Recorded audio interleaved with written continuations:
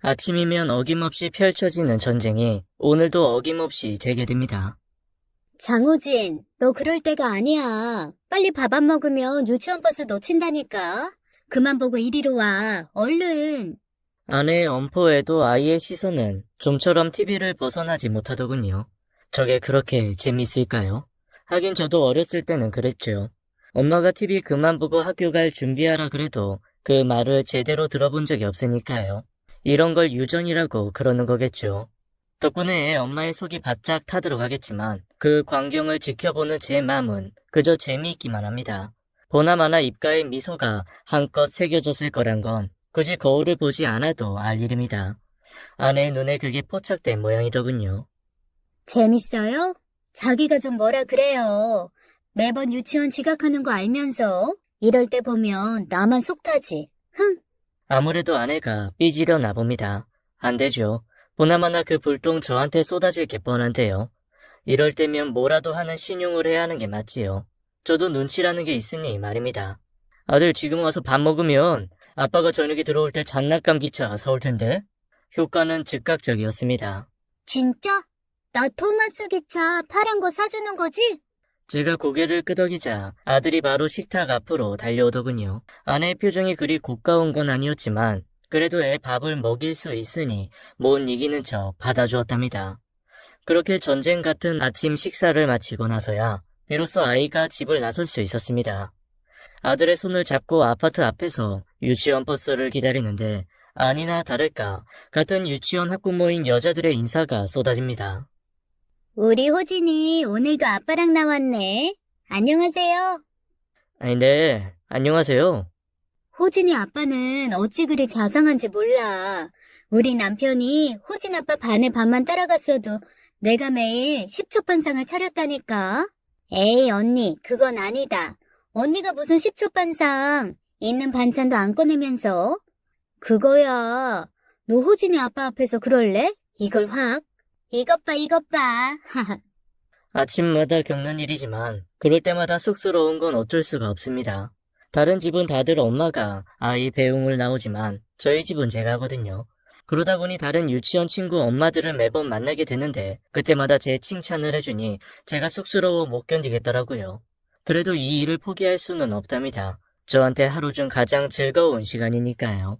멀리 유치원 버스가 오는 게 보이니 그제야 여자들의 수다가 멈추더군요. 그렇지만 여전히 남은 일이 있었지요. 아빠, 저녁에 올 때 토마스 기차 사올 거지? 아이 그럼 파란색 기차 맞지? 걱정 마. 아빠가 꼭 사올게. 지난번처럼 고든 사오면 안 돼. 고든도 파란색이니까 잘 보고 사와야 돼. 꼭. 몇 번이고 신신당부를 하는 아들을 버스에 태우고 보내고 나니 비로소 아침 전쟁이 막을 내리더라고요. 함께 손을 흔들던 여자들을 뒤로하고 그제야 출근길에 오릅니다. 오늘도 빡센 하루가 되겠지만 그래도 괜찮습니다. 제가 그렇게 살아야 저희 아이와 마누라 건사를 제대로 할 수 있으니까요. 세상 아빠들이라면 다 그렇지 않을까요? 특히나 저는 더 그래야 합니다. 어떻게 찾은 행복인데요. 지금의 이 행복을 누리기까지 참 많은 일들이 있었습니다. 그 모든 일을 겪고 난 뒤에 맛보는 행복인 만큼 더 열심히 살아야 하는 게 맞고요.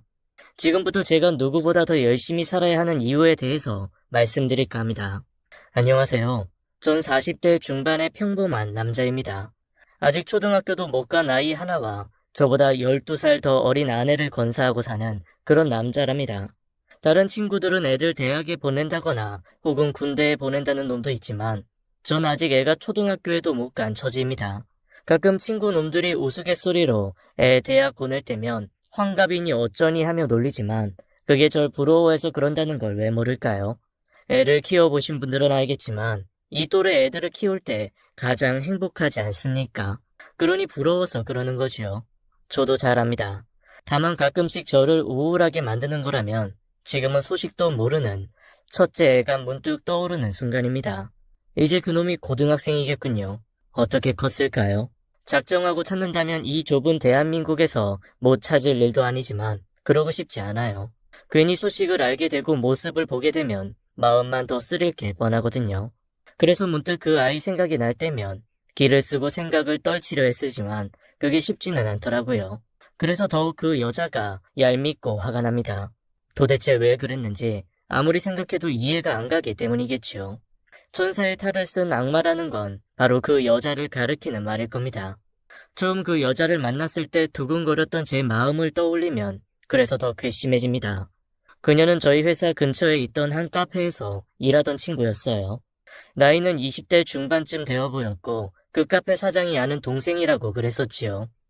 저희 회사의 젊은 친구들이 그녀에게 잘 보이고 싶다는 이유로 수시로 그 카페를 찾는 바람에 저 역시도 의도치 않게 그 카페를 찾게 되었어요. 그래서 눈인사 정도는 나누는 사이가 되었고요.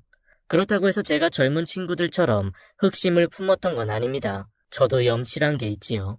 당시 제가 30대 중반일 무렵이었거든요.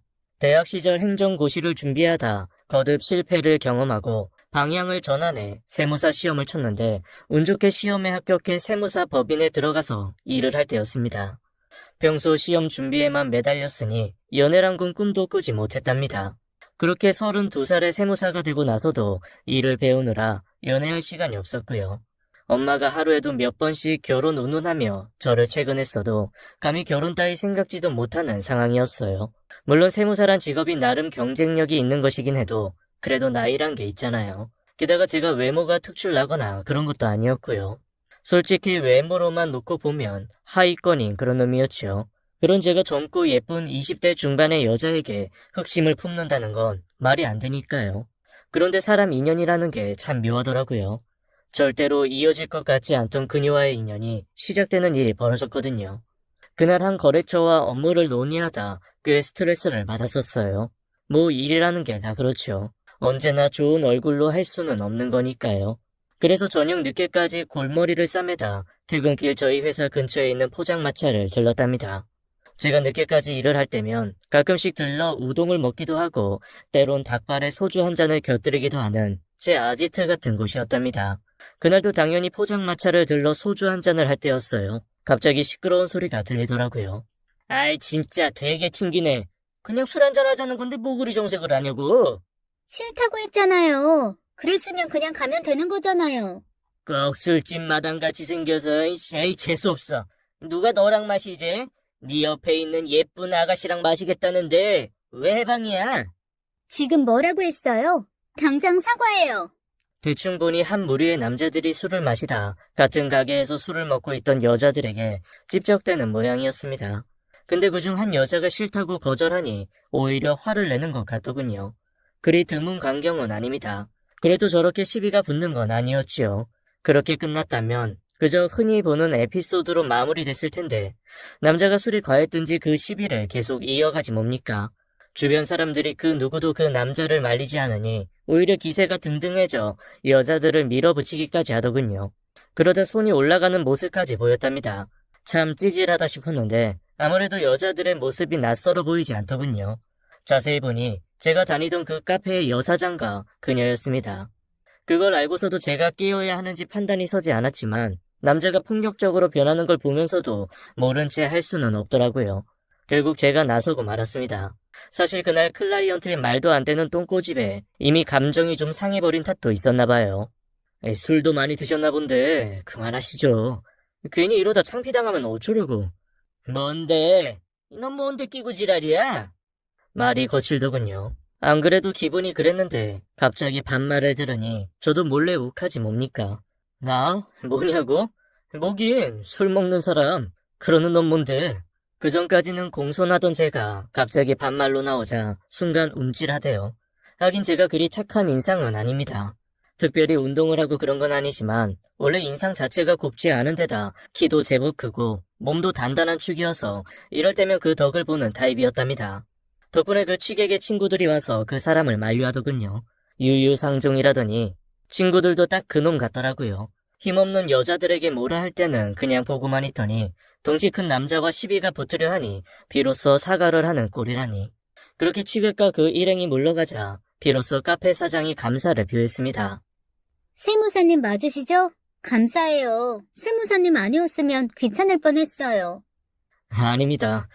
제가 아니더라도 저런 인간들 조금만 강하게 나갔으면 꼴이 내렸을 텐데요, 뭐. 그럼 드시고 가세요. 혼자 드시고 계셨나 봐요. 그럴 거면 그냥 저희랑 드세요.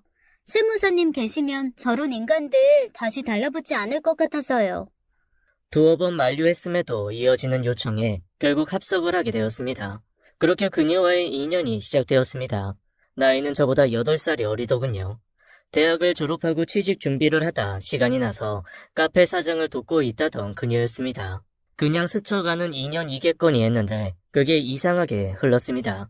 그날 생각보다 훨씬 많은 술을 마시게 되면서 그녀와 많은 이야기를 나눴거든요. 취업 준비로 힘들어하는 모습을 보면서 제가 한참 행시 실패로 힘들어하던 그 시절이 오버랩되기도 했고 무엇보다 젊고 예쁜 아가씨가 그러니 쉬이 자리를 뜰 수가 없었답니다. 따지고 보면 제 도둑놈 심보가 문제였답니다. 어디 하나 어울리지 않는 여자였는데 괜한 이상한 마음을 먹었으니 말입니다. 그렇게 그녀와의 만남을 시작하게 되었습니다. 그래도 처음엔 연애 감정이라기보다는 같은 어려움을 맛본 이로서의 의무감 같은 게 더 컸어요. 친한 동네 오빠처럼 그녀의 어려움을 들어주려는 마음 말입니다. 근데 남자란 동물의 본능이 그걸 용납하지 않는 게 문제였습니다. 젊고 예쁜 여자가 때론 제 앞에서 울기도 하고 또 때론 술에 취해 기대오기까지 하니 어느 순간부터 저도 모르게 욕심을 품게 되었던 거죠. 사실 몇 번이고 그런 저를 만류해보았지만 결국엔 포기하게 되더라고요. 그러기엔 그녀는 너무 좋은 여자였거든요. 결국 그녀와 저는 결혼을 약속하기에 이르렀습니다. 8살이나 어린 여자와의 결혼에 대한 사회적인 시선도 문제였겠지만 차이가 많이 나는 양가 형편 역시 결혼에 대한 장애물로 적용하기엔 충분한 것이었습니다. 많이들 그러시잖아요. 한쪽으로 너무 기우는 결혼은 뒤끝이 안 좋다고. 그런 말이 나올 정도로 그녀의 본가는 그리 넉넉하지 않았습니다. 그녀의 아버지는 일용직으로 평생을 살아오신 분이었고 어머니 역시 식당 같은 데서 일하며 가정을 꾸려오셨다더군요. 그런 환경 속에서 자란 그녀는 자신이 일을 해 부모님을 잘 모시고 싶었지만 변변치 못한 대학을 나온 여자가 제대로 된 일을 하는 건 쉽지 않았답니다. 그래서 더 힘들어하고 괴로웠던 거였고요. 사실 제가 그런 감정을 이해하기는 힘들었답니다. 거듭된 행시 실패로 힘들어하긴 했지만 그렇다고 그녀처럼 가족을 부양해야 한다는 부담감 따위를 가질 이유는 없었거든요. 교사로 평생 일하신 엄마와 대기업에 다니는 부친이 계셨으니 완전히 풍족하지는 않아도 그래도 나름 경제 사정은 좋은 집 자식이 저였으니 말입니다. 그리고 결국엔 세무사가 되었으니 나이만 제외하면 나쁘지 않은 신랑감이긴 했어요. 그래서 엄마가 처음 그녀를 소개했을 때 약간 실망스러워한 거였죠. 근데 그것도 오래가지 않았어요. 제가 그녀에게 끌렸듯 저희 부모님 역시 그녀에게 금세 마음을 내주셨답니다. 평생 무뚝뚝하기만 한 아들 하나 키우면서 잔재미라고 못 느꼈던 당신들에게 어린 여자가 애교를 부리니 안 끌릴 리가 없었던 거죠. 그렇게 결혼을 허락받고 살림을 꾸리게 되었습니다. 처가에선 결혼에 필요한 경비를 제대로 부담하지 못한다는 이유로 장인 장모가 참 미안해 하셨지만 그게 문제가 되진 않았답니다. 저희 부모님들은 감사하게도 결혼에 필요한 제방 경비를 거의 전부를 부담하시면서도 형편되는 쪽에서 하면 그만이라는 생각을 보여주셨으니까요. 오히려 딸처럼 고운 아이를 보잘것없는 노총각에게 주신 것만으로도 감사하고 또 감사하다는 말을 수없이 하시기까지 한 걸요. 그랬으니 걱정이라고 하나 없는 신혼일 수밖에 없었죠. 모든 것이 좋았어요. 따지고 보면 아내공이 컸죠. 아내가 워낙 살가운 성격이다 보니 저희 부모님에게 너무 잘해주었고요. 저야 아내가 예뻐 죽을 만큼의 팔불출이었으니 부부 사이도 너무 좋았죠. 게다가 친구들보다 벌이가 좋았으니 처가를 돕는 것도 힘들지 않았습니다. 더 고마운 건 그런 저에게 아내가 너무 고마워했다는 겁니다. 가끔 보면 그런 여자들도 있잖아요. 남편이 잘 벌어서 처가를 지원하는 걸 너무 당연하다는 듯 행동하는 여자들이요. 근데 아내는 안 그랬어요. 제가 처가에 무언가를 지원할 때마다 아내는 미안해하고 고마워하는 그런 여자였어요. 그러니 더욱 제가 더 잘하게 되더라고요. 부부 금실이 너무 좋으면 아이가 안 생긴다더니 그것도 아니었어요. 아내는 결혼하고 8개월 만에 임신을 했답니다. 처음 아내가 자신의 임신을 말하던 순간의 기억이 생생합니다. 왜 드라마나 영화 같은 데서 아내의 임신 사실을 알게 된 남자들이 그러잖아요. 너무 좋아서 펄쩍 뛰면서 아내를 막 들어 올리는 그런 모습 말입니다. 전 그게 오버하는 거라고 생각했어요. 근데 제가 직접 당하게 되니 알겠더라고요. 진짜 그러게 되더군요. 너무 좋아서 애처럼 뛰었으니까요. 그런 절 보며 아내가 얼마나 기뻐했는지 모릅니다. 그날 이후부터 애를 낳는 순간까지 아내는 말 그대로 공주 대접을 받았습니다. 행여라도 청소를 한답시고 몸을 움직이는 것까지도 못하게 했을 정도로요. 물론 임신을 했다고 마냥 못 움직이게 하는 것이 능사가 아니란 것 정도의 상식은 있었지만 그래도 혹시 그걸로 탈이 날까 싶어 그랬던 거였어요. 덕분에 뜻하지 않게 호라비 신세가 되는 경험도 잦아졌어요. 아무래도 아내가 좀 편하게 지내는 게 좋겠다 싶어 친정에서 머무는 날이 많아서였지요. 우리 신혼집에 비하면 훨씬 좁고 불편한 집이었지만 그래도 마음 편한 게 먼저니 그러라고 했지요. 때문에 퇴근 후 처가로 가는 날들도 많았고요. 그렇게 시간이 흘러 아이가 태어났답니다. 아내를 꼭 빼닮은 딸이었어요. 너무나 다행이었죠. 말씀드렸다시피 제가 좀 많이 우락부락하게 생겼거든요. 아들도 아닌 딸이 그런 저를 닮았다면 사는 게 좀 힘들었겠습니까? 그래도 엄마는 좀 서운하셨나 봐요. 어디 하나 저를 닮은 구석이 없었으니 그러셨던 거죠. 그게 부모 마음인가 봅니다. 당신 눈엔 아들인 제가 예뻐 보이셨던 걸까요? 그래도 그건 엄마 생각이었습니다.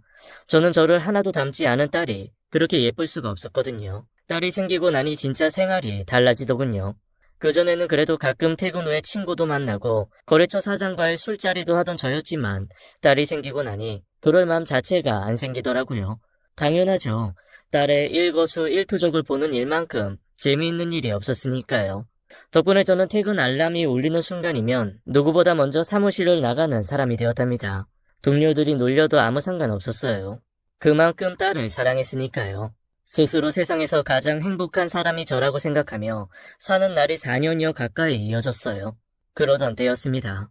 여보, 우리 이사 가요. 이사?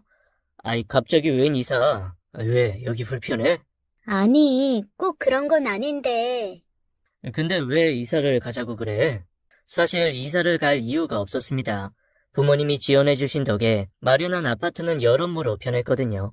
일단 제 사무실에서 멀지 않기도 했고 새로 지어진 아파트라 사는 곳도 좋았고요. 가끔 있기 마련인 층간소음과도 무관한 곳이어서 더더욱 이해가 가지 않았지만 아내의 몇 안 되는 부탁이었으니 거절할 이유 역시 없었습니다. 그만큼 아내를 사랑하고 있었다는 뜻이었습니다. 그러니 집을 구하고 짐을 싸고 그 동네에서 구축된 인연을 정리하는 번거로움까지도 감수할 수 있었던 거겠죠. 그렇게 이사를 갔습니다. 아내가 평소 눈여겨봤다던 동네였어요. 제 입장에선 사무실과의 거리도 멀어졌고 그간 만들어 두었던 단골 음식점들의 부재로 인해 여러 불편함을 감수해야 했지만 아내가 좋다니 저도 좋았습니다. 가장 좋았던 건 아내가 훨씬 밝아졌다는 거였어요. 여러 이유가 있겠지만 가장 큰 건 아내를 잘 따르는 이가 생긴 때문이었습니다. 저희 아이를 맡기게 된 유치원 선생님이었는데요. 아내는 자신보다 4살 어린 그 친구와 많은 시간을 보내면서 약간은 걱정스럽던 산후 우울증까지도 날려버릴 수 있었습니다. 어떻게 가까워진 건지는 솔직히 잘 모르겠습니다. 아마 아이를 맡기는 과정에서 안면을 튼 게 아닐까 싶어요. 그러다 나이도 비슷한 또래고 하니 친해진 거라고 생각했습니다. 근데 그게 아니었어요. 나중에 말씀드리겠지만 아내가 의도적으로 선생에게 접근한 거였거든요. 사람 참 무섭다 싶더라고요. 아무튼 그때까지 우연한 계기를 통해 친해진 거라고 생각했습니다. 제가 아내와 가까워진 게 그랬단 말입니다. 아내가 유치원 선생이랑 어울리는 일이 늘면서 자연히 저와도 만나는 일이 잦아졌답니다. 유치원 선생이 아내를 언니라고 불렀으니 저를 부를 때는 형부라는 호칭을 썼고요. 아내 역시 외동딸이라 처제가 없던 저로선 나쁘지 않는 일이었습니다. 오히려 좋았어요. 아시겠지만 형부와 처제 사이만큼 흥미로운 관계도 드물지 않습니까? 꼭 막내 여동생을 대하는 느낌이랄까요? 처제 역시 결혼을 한 상태였어요. 그러다 보니 처제의 남편과도 조금씩 가까워지게 되었답니다. 아내와는 동갑인 친구였는데요. 그 친구 참 사근사근한 타입이었습니다. 그러니 가까워지지 않을 도리가 없죠. 특별한 약속도 없는데 불쑥 좋은 양주 생겼다면서 우리 집을 찾아드는 그 넉살에 매료되었답니다. 아내와는 초반에 좀 어색한 듯 싶었는데 그것도 시간이 지나니 나아졌고요. 형님, 저 아시는 분이 선물로 준 건데 이거 보니 형님이 생각나서요. 그래 어서 와. 여보, 유성이 왔어. 안주거리 좀 챙겨줘. 안녕하세요. 저 불쑥 찾아와 실례하는 건 아닌지 모르겠습니다. 아니요, 어서 오세요. 민주는요? 낮에 통화했는데 내일 수업 준비 때문에 바쁘다는 얘기는 들었는데. 네, 지금 정신 없어요. 같이 가자 그랬는데 안 된대요. 그래서 혼자 왔어요. 괜찮죠? 네, 앉으세요. 안주 될 거 좀 만들어 올게요. 그런 식이었습니다. 졸지에 팔자에 없던 동서가 생긴 거였죠. 그렇다고 진짜 동서도 아니고 동서라고 불러본 적도 없지만 암튼 굳이 호칭을 정리하자면 그랬네요. 그런 식으로 어울리다 보니 어느 순간엔 정말 저희가 진짜 가족인 듯 느껴질 정도였습니다. 수시로 모여서 밥을 먹는 건 기본이었고 캠핑이나 여행도 두 가족이 함께 가는 경우가 심심찮아졌답니다. 아내도 저도 다들 외동이다 보니 마치 형제가 생긴 그런 기분에 들뜬 거죠. 그래도 친밀함의 정도는 사람마다 조금씩 차이가 있을 수밖에 없었죠. 저랑 처제가 친한 것에 비하면 아내는 유성이와 조금은 내외를 했거든요. 그럴 수밖에 없었죠. 아무래도 아내는 낯을 가리는 스타일이었거든요. 아무리 친한 동생의 남편이라고 해도 자기와 동갑인 남자를 대하는 건 익숙지 않았던 이유였습니다. 거기에 비하면 전 처제랑 진짜 많이 친했어요. 일단 나이차가 무려 12살이나 났어요. 띠동갑이었답니다. 그 정도 나이 차이가 벌어지다 보니 때론 막내 여동생 같고 또 때론 조카처럼 느껴질 정도여서 크게 내외할 마음이 안 들어서 더욱 그랬을 수도 있어요. 그것 때문에 아내한테 본의 아닌 잔소리까지 들었을 정도였어요.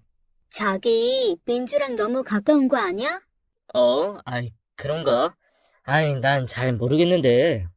아니긴, 지난번 속초 여행 갔을 때도 그래. 민주랑 바람 쐬러 나간다더니 한참 있다 돌아왔잖아. 나니까 괜찮은 거지. 다른 여자였으면 난리 났을걸? 그때 처제가 술을 좀 많이 먹었잖아. 바람 쐬러 갔다가 처제가 많이 힘들어하길래 이야기 들어주다 보니 그렇게 시간이 흘렀더라고. 알잖아. 유치원 선생이 정말 힘들다는 거. 알지. 그래도 혹시 남들이 오해할까봐 그러는 거지. 알았어. 조심할게. 그 정도는 아니고. 나야 알지. 당신이 그럴 깜냥이라도 되는 사람도 아닌데. 그럴 정도였어요. 거기에 비하면 아내와 유성이는 어설프게라도 이야기를 나누는 경우도 드물었어요. 물론 함께 여행을 가거나 하면 술잔을 부딪히고는 했지만 그 정도가 다였어요. 그래도 아내가 유성이를 싫어한다거나 하는 건 아니었어요. 오히려 좋아했어요. 가장 큰 이유는 유성이가 우리 현아를 너무 예뻐해줬거든요. 수시로 현아가 좋아할 만한 장난감이나 머리띠 같은 걸 사다주며 예뻐했답니다. 자기 자식한테 잘하는 사람을 싫어할 부모가 세상에 어디 있겠습니까? 성격이 그러니 내외하는 것은 당연하지만 그래도 눈치를 보면 알죠. 아내도 유성이한테 좋은 감정을 느끼는 건 분명히 알 수 있었어요. 그래서일 겁니다. 제가 유성이와 아내가 함께 있는 걸 보고도 별 의심을 안 했던 이유죠. 어느 날이었습니다. 그날 거래처를 다녀오다 회사에 필요한 물품을 구해달라는 부탁을 받았어요. 제가 간 거래처 주변에 백화점이 있었거든요. 그래서 백화점에 갔죠. 사실 남자 혼자 백화점에 갈 일이 얼마나 있겠습니까? 게다가 쇼핑하는 것도 안 좋아하는 저였으니 얼른 볼 일만 보고 나오자 싶었죠. 첫 가게에서 원하는 물건을 사고 에스컬레이터를 타고 내려오는데 저 멀리서 아내가 보이지 뭡니까? 아이가 유치원에 있을 시간이었으니 쇼핑이라도 나왔나 했어요. 반가운 마음에 부르려는데 누가 다정하게 아내의 어깨에 손을 올리는 게 보였습니다. 남자가 뒤돌아 있어서 얼굴을 볼 수는 없었지만 분명히 그 남자가 아내의 어깨에 손을 올리는 듯한 모습이었습니다. 너무 놀랐습니다. 당연하죠. 자기 아내를 다른 남자가 만지는데 안 놀랄 남자가 어디겠습니까? 당장이라도 달려가야 했지만 에스컬레이터가 내려가니 어쩔 수가 없었어요. 그렇다고 소리를 지를 성격도 못 됐고요. 다음 층에서 당장 내려 위로 가는 에스컬레이터를 잡아탔지만 아내를 찾을 수는 없었어요. 미친놈처럼 뒤졌지만 결국 아내를 찾지 못했답니다. 그 길로 바로 전화를 걸었죠. 당신 어디야? 혹시 당신 모모 백화점 왔어? 나 당신 본 거 같은데. 모모 백화점? 당신 잘못 본 거 아니야? 나 여기 동네 마트인데. 그래? 역시 내가 잘못 봤나 보다. 글쎄 있지. 그러면서 방금 전에 제가 본 장면을 이야기했답니다. 어떤 남자가 아내의 어깨를 다정하게 감싸는 걸 봤다고 그랬죠. 그랬더니 아내가 막 화를 내더군요. 뭐야, 내가 남자랑 그랬다고? 잘못 본 거긴 하지만 나 그래도 기분 나빠. 어떻게 그런 오해를 할 수가 있어? 미안. 근데 당신이랑 너무 닮았어. 나 진짜 당신인 줄 알 정도였다니까. 몰라, 나 진짜 화났어. 어떻게 자기 와이프를 그렇게 생각하냐고. 그날 저녁 손이 발이 되게 빌었던 건 당연한 일이었습니다. 제 와이프가 그럴 리가 없죠. 분명히 제가 착각한 거라는 결론을 내렸음에도 이상하게 그 광경이 눈에 아른거렸답니다. 단 몇 초에 불과했지만 그때 제 눈에 띄인 사람은 분명히 아내였으니까요. 근데 아내가 절대 아니라니 그럴 리는 없었지요. 무엇보다 아내가 다른 남자와 그런 짓을 벌일 사람도 아니었으니 제 착각이 분명했습니다. 그런데 그게 착각이 아닐지도 모른다 싶어지는 일을 또 목격했습니다. 제가 지방 출장을 다녀오던 길에 벌어진 일이었어요. 제가 세무법인에서 담당하는 거래처 중엔 지방 회사들도 꽤 있었거든요. 그래서 가끔 대구니 부산 같은 곳에 출장을 가는 경우가 있답니다. 대부분은 당일치기로 다녀오지만 가끔은 사정상 1박이나 2박을 하는 때도 있고요.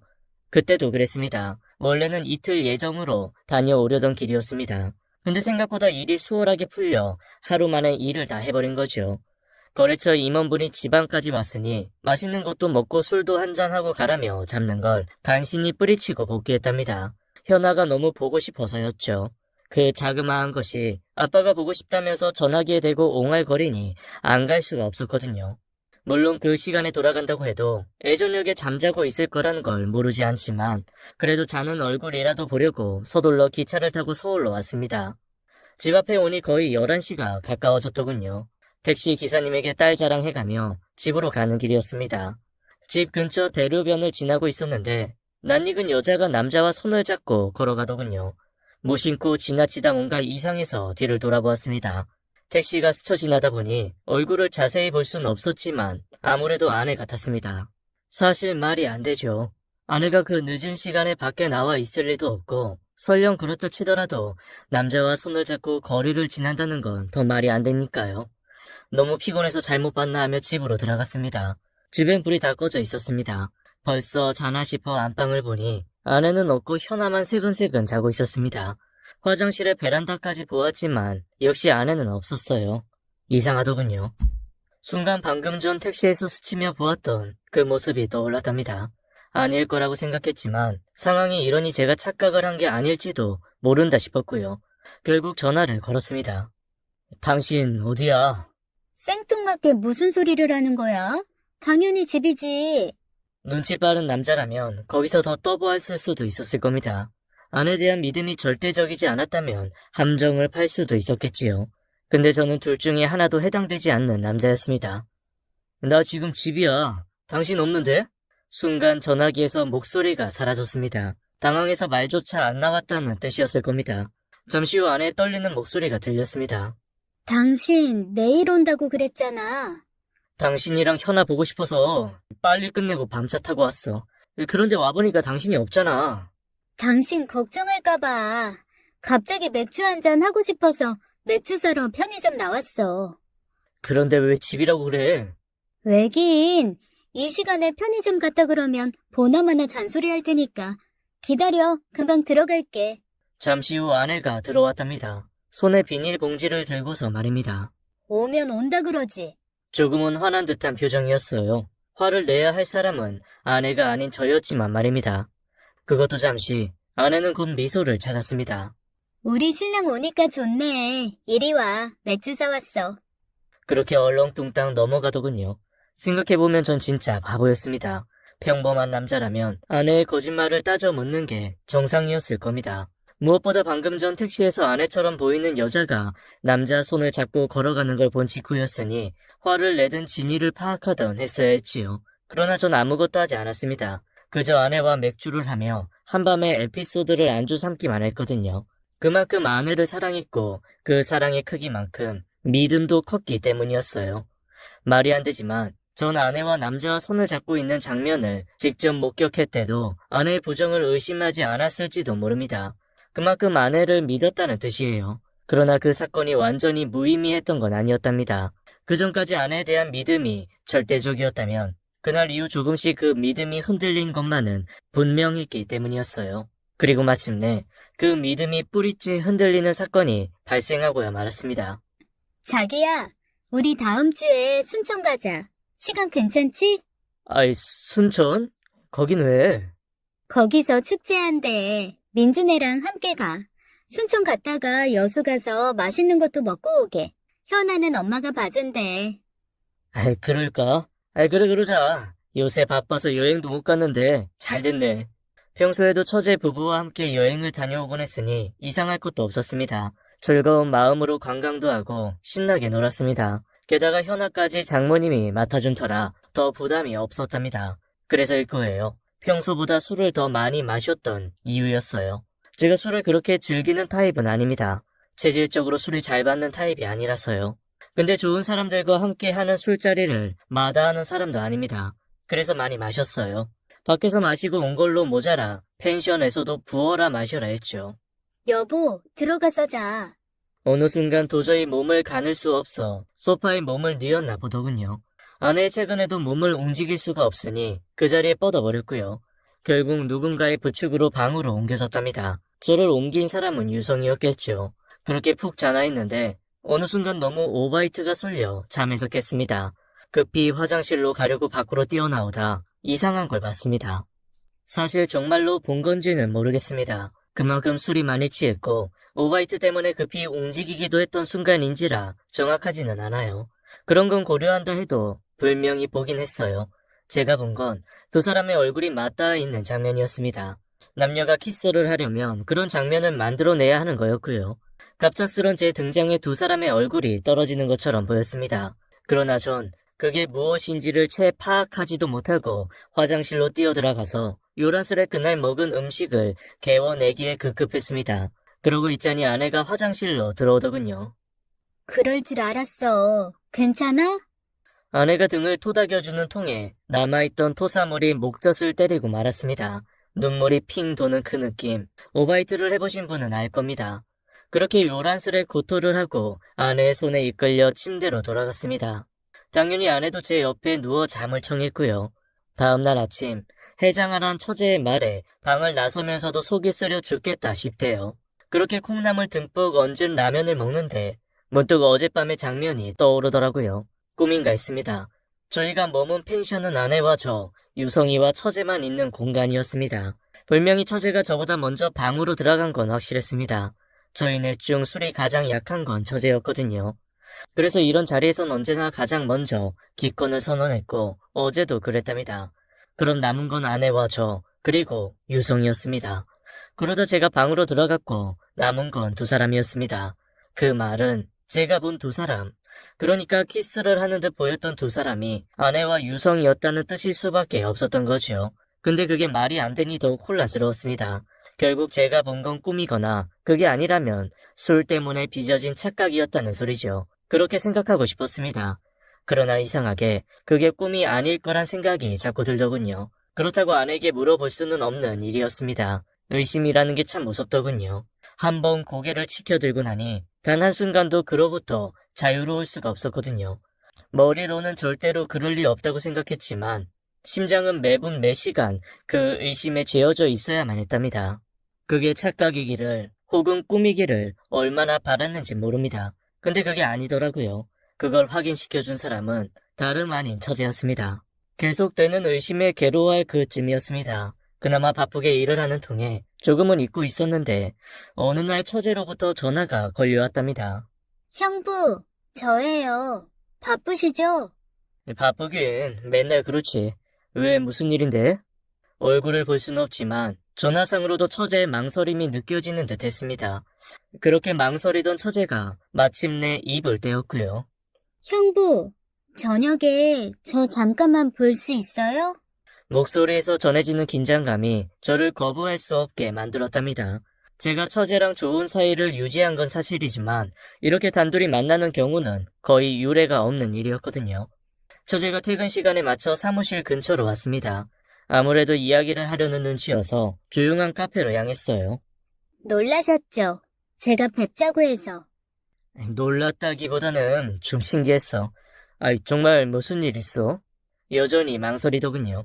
제가 재촉하지 않았다면 어쩌면 아무 일 아니라고 말하고는 돌아왔을지도 몰랐습니다.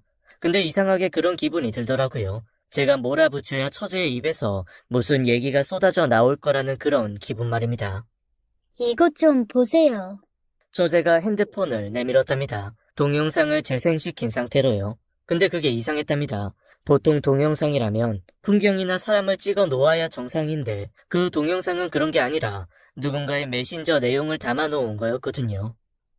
이게 뭔데? 잘 이해가 안 갔습니다. 그 내용이라는 게 좀 이상했거든요. 마치 바람을 피우는 남녀의 대화를 찍어 놓은 것 같았으니까요. 퍼뜩 머리를 스치는 무언가가 있었습니다. 이거 설마 유성이 메신저야? 유성이가 바람을 피운다고? 내 말 맞아? 처제가 힘겹게 머리를 끄덕이더군요. 상대는 정말로 유성이가 바람 피운 거야? 처제가 착각한 거 아니고? 저도 그랬으면 좋겠어요. 처제가 갑자기 울기 시작하더군요. 하긴 믿었던 남편의 바람을 확인했으니 안 울 도리가 없겠죠. 그 심정 조금은 이해가 갔습니다. 제가 그 비슷한 것 때문에 괴로워 미칠 지경이었으니까요. 근데 전 단지 착각에서 비롯된 오해일지도 모른다는 거였지만 처제는 직접 확인을 한 모양이었으니 정말 힘들었을 겁니다. 형부, 저 어떡해요? 전 그 말이 그저 남편의 바람을 인정하고 싶지 않은 아내의 한탄이라고 생각했습니다. 그게 아니었어요. 처제가 괴로워하는 건 남편의 바람 때문이기도 했지만 그보다는 그 상대가 누구인지를 알았기 때문이었으니까요. 처제의 입에서 상대를 확인하는 순간 전 그대로 얼어붙어 버리고 말았습니다. 말이 안 된다고 생각한 것도 있겠지만 한편으론 제가 지난번에 보았던 것이 착각이 아니라는 걸 알게 된 때문이기도 했어요. 저 믿기지가 않아서 몇 번이고 확인했어요. 동영상에 나오는 진영물산 강 부장이 언니예요. 처제, 지금 무슨 소리를 하는 거야? 지금 처제 하는 말이 무슨 소리냐고. 유성 씨가 만난다는 사람이 언니라고요. 지연 언니, 형부 아내인 언니. 처제의 목소리가 너무 떨려서 아내의 이름이 제대로 들리지도 않을 정도였습니다. 그래도 못 알아들을 정도는 아니었어요. 처제의 말은 유성이와 제 아내가 바람을 피우고 있다는 거였답니다. 말이 안 되잖아. 그러면서도 제 머릿속에선 지난번 펜션에서의 모습이 떠오르고 있었습니다. 두 사람의 얼굴이 포개져 있던 그 장면 말입니다. 죄송해요. 뭐가 죄송하다는 건지를 모르겠더군요. 바람을 피운 것도 아니고 나쁜 짓을 하지도 않은 처제가 왜 죄송하다고 하는 건지 도통 모르겠더라고요. 아니 정확하게 말하면 그냥 모든 것이 비현실적으로 느껴졌다는 게 더 정확하겠네요. 그러나 처제는 달랐습니다. 처제는 그 상황이 분명히 현실임을 인지하고 있었답니다. 이미 여러 경로를 통해 유성이가 아내와 바람을 피운 정황을 확인한 뒤였고요. 그 증거가 바로 유성이와 아내가 주고받은 문자들이었습니다. 유성이 핸드폰에 진영물상 김부장이라고 표시된 이와 주고받은 그 문자들이 두 사람이 서로 사랑하는 사이라는 걸 보여주고 있었거든요. 오늘도 내 생각하면서 자야 돼. 내일 점심 때 보자. 자기 안아주고 싶어서 못 견디겠어. 사랑해. 예전보다 더. 거기까지만 읽었다면 유성이의 외도 상대가 우리가 모르는 누군가라고도 생각할 수 있었겠지만 이어진 내용은 더욱 분명한 것이었습니다. 사실 유성이와 아내가 바람을 피우고 있다고만 했어도 제가 받은 충격은 그나마 덜했을지도 몰랐습니다. 그러나 그 뒤에 이어진 내용을 보고 나서는 온몸이 떨릴 수밖에 없었습니다. 현아 클수록 자기를 더 닮아가는 것 같지? 그래도 다행이야. 현아가 자기를 잘 따라서. 현아한테 아빠 소리 듣고 싶지 않아? 제가 그렇게 멍청한 편은 아니니 그 내용이 무언지 모를 수가 없었습니다. 그건 현아가 제가 세상에서 가장 사랑하는 그 아이가 제 딸이 아니라는 말이었으니까요. 잘 이해가 안 됐습니다. 어떻게 현아가 제 딸이 아니라 유성이 딸이라고 그러는 건지. 분명히 현아는 아내와 결혼 후에 가지게 된 제 아이였으니까요. 의아해하는 제 얼굴을 본 처제가 결국 마지막 말까지 하고 말았답니다.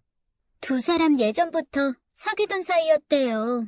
결혼 후에도 여전히 만났고요. 처음 문자를 보고 유성이의 바람을 의심하던 처제가 아내와의 불륜에 놀라 유성이의 친구를 잡고 난리를 쳤답니다. 유성이에겐 자기가 말한 거란 걸 비밀로 해달라는 말을 하고 난 그 친구가 말해준 내용은 그랬습니다. 유성이와 아내가 대학 시절부터 유명한 캠퍼스 커플이었다더라고요. 그러다 두 사람이 결혼을 생각하면서부터 많이 다투다 결국 헤어지게 되었고요.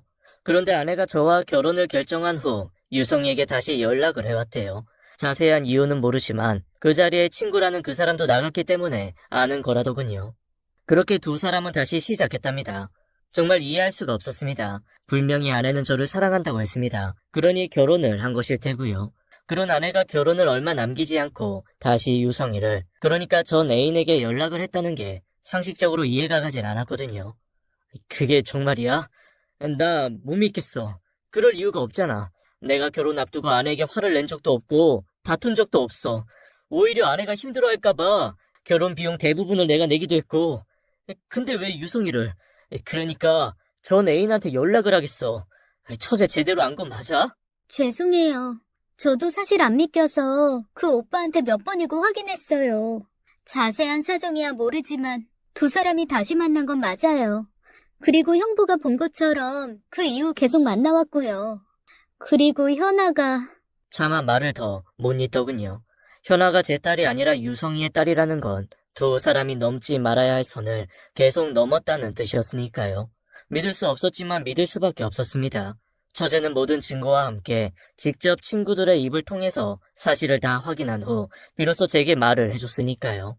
나중에 들은 말이지만 처제가 진짜 고민을 많이 했다고 했어요. 자신도 자신이지만 제가 받을 충격이 얼마나 컸을지 모르지 않으니 말할 용기를 못 냈다고 그랬거든요. 그런데 지난번에 여행에서 두 사람이 그러는 걸 보고 나니 더 숨길 수 없었다는 거였어요.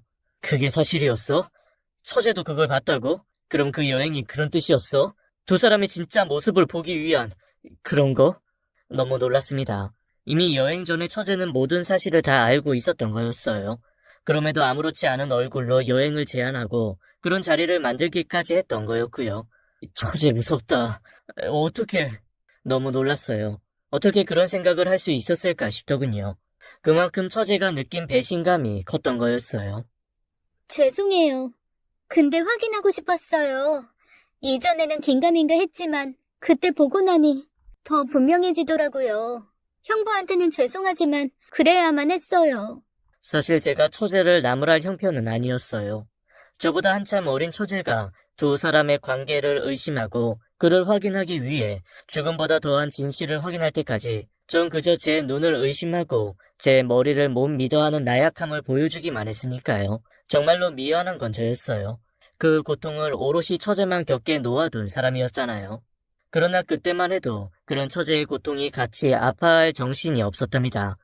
당장 제 아내가 바람을 피우고 있다는 사실에 눈물을 흘려야 했고 그걸로도 모자라 제가 아닌 다른 남자의 아이를 제 아이라 믿으며 끝없는 사랑을 보내야 했던 지난 날을 떠올리며 피를 흘려야 했으니까요. 정말 모두 다 사실이구나. 그래도 못 믿겠어. 못 믿겠어. 굳이 처제에게 들으라는 말이 아니었습니다. 어쩌면 그건 바람이었을지도 모르겠습니다. 그럴 가능성이 없다는 걸 알면서도 하는 헛된 바람이요. 하늘이 그런 바람을 들어주지 않는다는 걸 너무 잘 알지만 그때는 그랬습니다. 모든 것을 다 알고 나니 세상 참 허무하대요. 제가 살아온 모든 날들이 거짓인 것 같아 견디기 힘들었습니다. 그래도 그나마 잘한 게 있다면 그걸 외면하지 않은 정도였습니다. 처제와의 만남이 있은 다음 날 유성이를 불러드렸습니다. 당연히 처제도 함께 따라왔고요. 현아는 장모님 집에 잠시 보내두었습니다. 아무리 제 딸이 아니란 걸 알게 되었다고는 하지만 그래도 마음속으론 여전히 제가 사랑에 맞지 않는 제 딸이었으니 그런 비극을 보여주고 싶지 않다 생각한 때문이었습니다. 아이 형님 왜요? 좋은 술이라도 들어온 겁니까? 기대되네요. 여전히 넉살 좋은 모습이더군요. 그렇게 좋아 보였던 그 모습이 실상을 알고 나자 더없이 가증스러워 보였답니다. 이거부터 봐. 저는 충격에 빠뜨리게 했던 문자들이 이젠 유성이를 충격으로 몰고 가더군요. 얼굴이 새하얗게 질린다는 말이 진짜라는 걸 보여주대요. 무슨 일인지 몰라 하던 아내가 새하얗게 질린 유성이를 보며 궁금해하길래 아내를 불렀습니다. 맞아. 당신도 봐야지. 진영물산 강 부장님. 난 참 바보같이 당신이 부장이란 것도 모르고 살았으니. 의아해하던 아내가 자신을 부르는 호칭을 듣더니 질색을 하대요. 하긴 유성이 자기를 지칭하는 호칭을 모르진 않았을 테니 그럴 수밖에 없었을 겁니다. 그게 무슨 말이야? 일단 봐. 그럼 당신도 이해하겠지. 유성이의 손에 있던 핸드폰이 곧 아내에게로 넘어갔고 아내 역시 그걸 보자 혈색이 창백해지더군요. 아니야. 이거 그런 거 아니야. 오해야. 오해라고? 당신도 안다는 뜻이네. 그럼 묻자. 뭐가 오해라는 거야? 유성이 핸드폰에 당신 이름이 강 부장이라고 적힌 게 오해야? 아니면 유성이가 당신을 사랑한다고 말하는 게 오해야? 그것도 아니면 현아가 유성이를 닮아간다는 말이 오해라는 건가? 여보. 끝끝내 부정하려는 아내와는 달리 유성이는 모든 걸 체념한다는 듯한 표정이더군요. 무턱대고 아니라고 말하기엔 그 증거가 너무 명확했습니다. 하나만 묻자. 둘이 사랑했건 아니건 이제 그게 중요하지 않아. 근데 현아는 누구 딸이야? 그것만 말해줘. 누구 딸이긴. 당연히 당신 딸이지. 내 딸이고. 그럼 친자 검사해볼까? 그러면 분명해지겠지. 만약 내 딸이면 그나마 당신은 위자료 몇 푼 받고 나가게 될 거고, 아니라면 당신이 내게 위자료를 지불해야 할 거고, 아주 많이. 차마 말을 못하더군요. 굳이 친자 검사를 할 이유가 없을 만큼 현아는 커갈수록 자기 아빠인 유성이를 닮은 구석이 늘었던 때문입니다.